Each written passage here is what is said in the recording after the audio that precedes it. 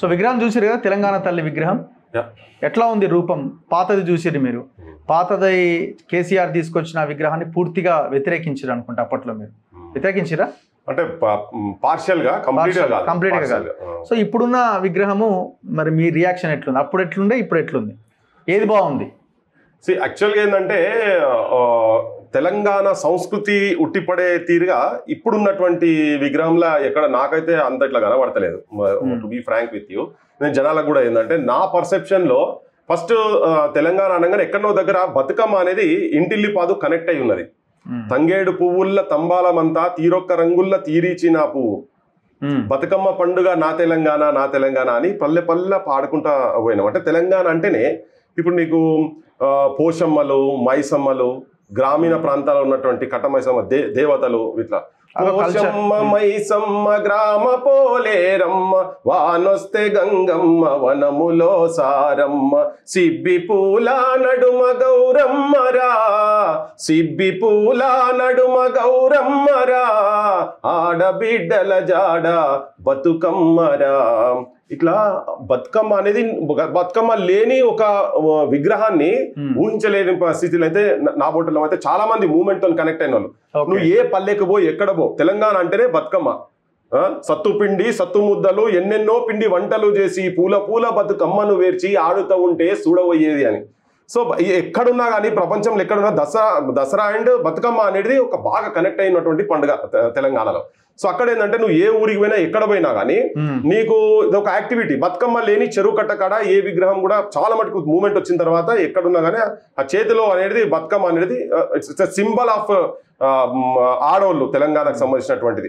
ప్రపంచం మొత్తంలో ఎక్కడ కూడా తెలంగాణకు సంబంధించిన ఏ మీటింగ్ జరిగినా, ఇక్కడ కాదు నువ్వు డల్లాస్లో అమెరికా పెట్టని, ఆఫ్రికన్ కంట్రీస్లో పెట్టని, నువ్వు ఏది లండన్లో పెట్టని, నువ్వు బుర్జ్ ఖలీఫా ముంగట పెట్టి ఏదైనా అకేషన్ ఉంటే, ఈవెన్ ఢిల్లీలో చేసినప్పుడు కూడా బతుకమ్మలు పట్టుకొని పోయినారు. ఇక్కడ కూడా ఏ ఆఫీస్లో చూసినా, ఏ మారుమూల పల్లెలో చూసినా, ఎవరు ఈవెన్ సోనియా గాంధీ అసొంటోళ్ళు వచ్చినా, నీకు బీజేపీ రాష్ట్ర అధ్యక్షులు వచ్చినా కానీ వాళ్ళ పార్టీలకు సంబంధించిన మీటింగ్లు పెట్టినప్పుడు, సుష్మా స్వరాజ్ అసొంటోళ్ళు వచ్చినా కానీ బతుకమ్మ లేని మీటింగ్ ఎక్కడ జరగలే.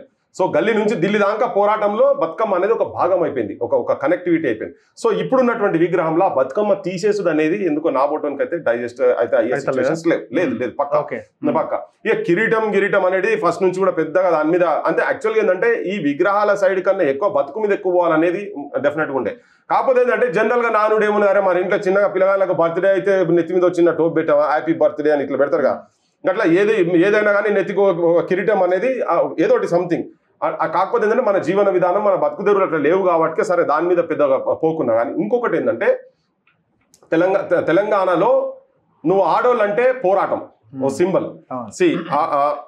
వాళ్ళు రాకున్నా, ఏబిసిడీలు రాకున్నా, బడులు అనేటి వాళ్ళకు దూరం ఉన్నటువంటి సామాన్య జనం కూడా నైజాం గుండాలకు వ్యతిరేకంగా, కాసిం రజ్వీ సైన్యానికి వ్యతిరేకంగా వాళ్ళు తుపాకులు తోపులు పట్టుకొని వస్తే వీళ్ళు కారప్పడులు, రోకలు బండలు, వడిసేల రాళ్ళు నింపి వడిగా కొట్టితేను, కారాపు నీళ్లు తెచ్చి కన్నల్ల జల్లితేను, నీ మిలిటరీ పారిపోయారో నైజాము సర్కారోడా అనుకున్నట్టు గడ్డ మీద ఇక్కడ ఆడోళ్ళకి ఏం రాకున్నా కానీ ఆ చైతన్యం, ఆ పోరాట రూపం ఎక్కడో దగ్గర ఆ విగ్రహంలో అది కనబడతలేదు.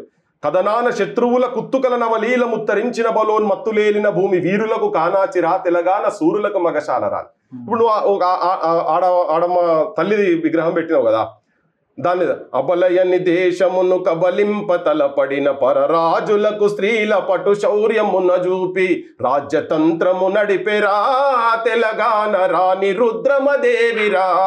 అంటే ఎక్కడో దగ్గర రోకల్ బండనో సంథింగ్ ఏదో ఒక వీరోచితం ఉన్నటువంటి ఒక సిగ్నల్, ఒక సింబల్ ఏదైనా ఒక దగ్గర ఉండాలి కదా. అది ఎక్కడో ఈ దీంట్లో కనబడతలేదు. ఇక ఇంకొకటి ఏంటంటే అంటే అవి జనరల్గా ఏది చూసుకున్నాను, ఒక రూపాన్ని చూసుకున్నప్పుడు అక్కడ చరిత్ర గుర్తుకు రావాలి, జనానికి ఇట్లా రావాలి. అటువంటిది ఎక్కడిక్కడ కనబడతలేదు. మేము ఇప్పుడు మా అమ్మని చూసినట్టే అనిపిస్తున్నది అనేది.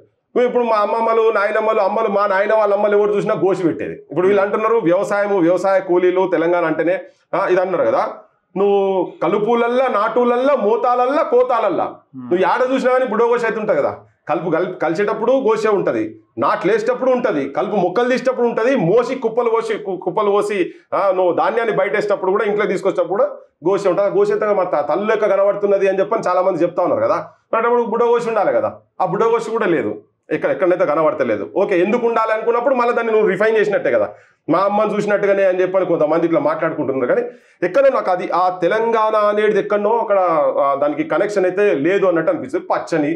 పచ్చని మాగానాలతో పసిడి సిరులు వండాలే, సుఖశాంతుల తెలంగాణ సుభిక్షమై ఉండాలి, స్వరాష్ట్రమై తెలంగాణ స్వర్ణయుగం కావాలి అంటాం కదా.